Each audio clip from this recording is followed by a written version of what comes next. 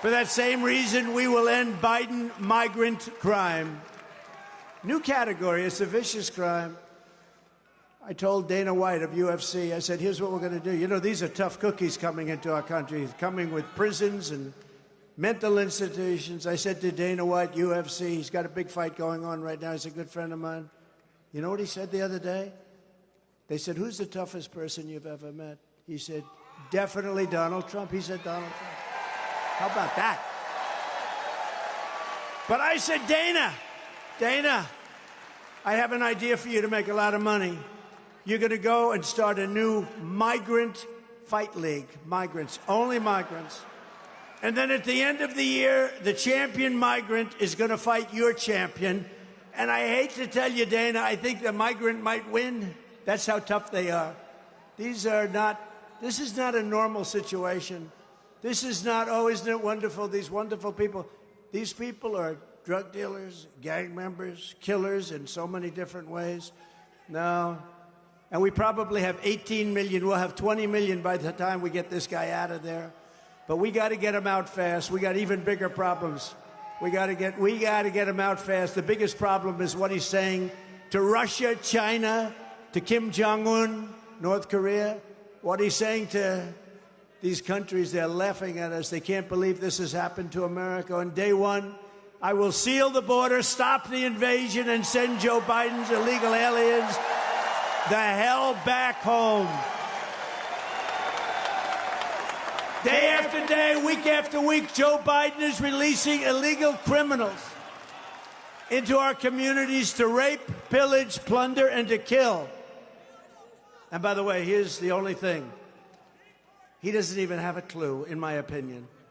These are young, smart people that happen to be fascists and communists that They surround him in the Oval Office, the beautiful Resolute desk. It's been soiled. That gorgeous Resolute desk. What they're doing to our country, they're destroying our country. Just this week, a 12-year-old girl in Houston, Jocelyn Nungari, was tied up, stripped, and strangled to death after walking to a 7-Eleven, her body dumped near the side of the road in a shallow creek. Charged with Jocelyn's heinous murder are two illegal alien savages that Joe Biden recently set loose into our country. They came across our border,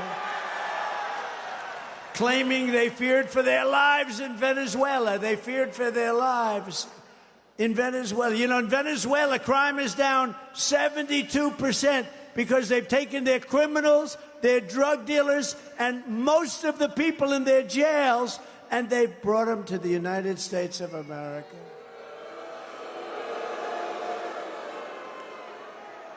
So they were afraid for their lives, and think of it, they couldn't stand it. They were so afraid. I'm so afraid, Venezuela. But they waited only weeks before murdering this precious, young, beautiful girl. One of them was here for 21 days before the murder took place. Last week in New York, another illegal alien who Joe Biden set loose into our country approached two 13-year-old children with a machete in broad daylight, and like a scene from a horror movie, he forced them into the woods, tied them together by their wrists, and raped the young girl at a park in Queens, a park that I grew up right next to. While filming it on camera, he put it on camera. He thought it was great. You know, I used to go to that park. I'd ride my bicycle like a kid. I was a kid, too. Can you believe it? I'd ride my bicycle to the park. My mother loved me, but she'd say, oh, good, now be home at a certain time, you know. I'd ride there. This went on for years. There was never any thought of anything happening. Now, if you go to a park near your home, you have a very good chance of never seeing your child again. This is not living in a country that we grew up in, and we're not going to stand for it. We're not going to stand for it. We're going to take our country back. We're going to take our country back. In Iowa this week, another illegal immigrant released by Joe Biden pled guilty to sexually assaulting a 12-year-old girl. And last week, yet another Biden migrant was arrested for the rape and murder of Rachel Morin. I just spoke to her mother, Patricia. Patty, as they say, but Patricia. Rachel was a 37-year-old Maryland mother of 5 whom he attacked while she was out for a run. She wanted to stay in good shape, and she ends up getting killed. Police believe that the animal responsible for Rachel's killing first murdered another young woman in El Salvador. Then he fled across Joe Biden's wide-open border. Wide open! Come on in. Into the United States. You know, we had the safest border in the history of our country. Now we have the unsafest border in the history of the world. After which he savagely attacked a 9-year-old girl and her mother in a home in Los Angeles before killing Rachel. And a lot of Rachel's family is here. I have to say that they're incredible people.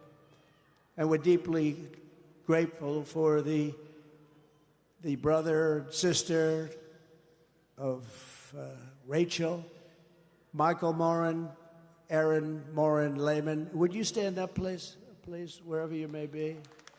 They've gone through hell. I've watched them on television. I've watched you on television, and it is a tough deal. People say time. I don't know about time. I don't know if that's the answer. Thank you very much. Michael and Aaron, we grieve Rachel's loss. We pray that God will ease your pain, and we resolve to secure our border so this will never happen again. But you know it's going to happen again because we have an incompetent man. He's an incompetent, and he's happens to be the president. You know, all he has to do is say, close the border. He doesn't need Congress. I need Congress. I didn't have Congress. I closed the border. We had the safest border. All he has to do is say, close the border. And it's closed. That's all you have to say. He doesn't need anything from Congress. It's just unlikely that a thing like that would have happened. Thank you for being with us. Yeah.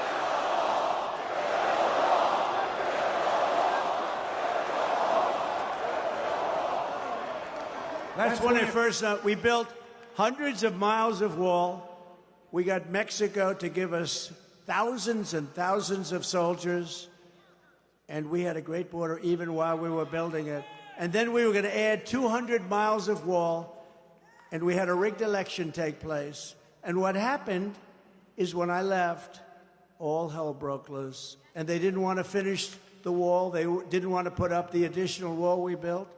And it was all built to the highest specs of Border Patrol and ICE. And they're incredible people, by the way, Border Patrol and ICE. And instead of putting it up, which would have taken 3 weeks, they decided to sell it for 5 cents on the dollar. And the rest is history. When I return to the White House, we will stop the plunder, rape, slaughter, and destruction of our American suburbs, cities, and towns. That's what's happening. And it's getting worse. It's getting worse. Worse and worse and worse by the day.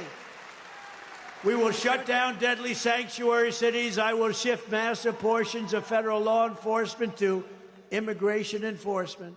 And on day one, we will begin the largest domestic deportation operation in American history. We have no choice. We have no choice. You know who had the largest? General Dwight D. Eisenhower when he was president. Good general, good president. Very much responsible for the interstate highway system. But he was tremendous on not wanting people to illegally flow into our country. He had the strongest deportation program. Ours will unfortunately have to be much stronger than his because he didn't have 20 million people walk in. And these are people out of the jails and out of the mental institutions. He didn't have that. He had people walk in, but they weren't the people that we're getting. And you know what? I know every one of the presidents over there, presidents. I call them presidents, dictators, kings, queens. I know every one of them. They come from all over the world, by the way. I would do the same thing as them. They're emptying their jails, and they're emptying their mental institutions. I would have done it faster than them because actually they have some people left. They're dumping them in. We're like a dumping ground for the rest of the world. And it's going to stop on January 20th at a level that you haven't seen before. It's going to stop. I don't know if they have it. We have a card. We have a card that shows, a graph that shows, I don't even know if my guys are going to be able to find it because I didn't think I'd put it up. There it is. That's called efficiency. I didn't think they'd get that. Thank you, fellas. You're getting better. They're getting better after doing this for a few years, right? So if you look at that arrow on the bottom, the red arrow on the bottom, that is the week that I left office. That was the lowest level of illegal immigration in the history of our country, recorded history. Okay? And then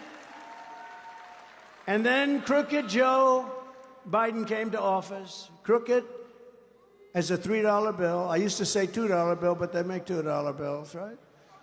He's crooked as a $3 bill. He came to office right there, and there was an explosion of illegal immigration. By the way, drugs and human trafficking, too. And human trafficking is mostly in women, I hate to say. You think of it as an ancient thing, but you know what made it almost as big as the drug dealing stuff? You know what it was? The internet. It's made it massive. Human trafficking in women.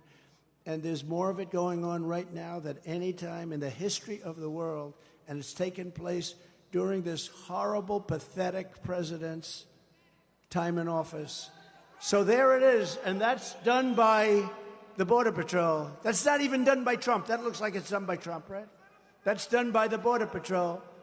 That was the lowest point, that arrow. I'm very proud of that.